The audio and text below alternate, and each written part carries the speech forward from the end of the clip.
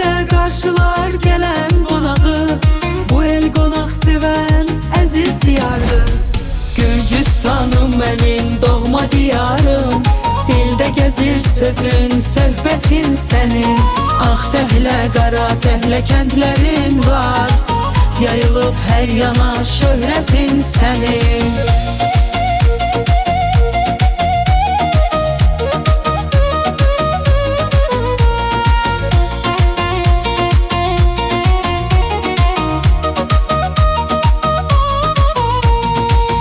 Çox mərd igid oğul yetirib, düşməni meydanda əzib bitirib. Daim uca tutub Təhlənin adın, hörmətli oğullar şöhrət gətirib.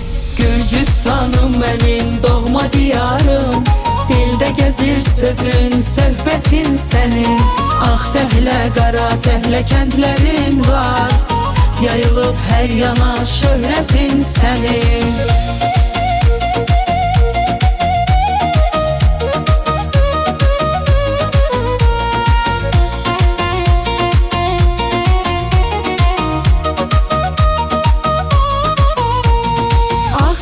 Ləhcəsi çox şirindir, qədim yurdun tarixi çox dərindir.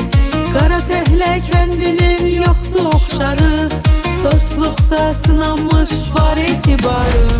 Gürcüstanım mənim doğma diyarım, dildə gəzir sözün, söhbətin sənin.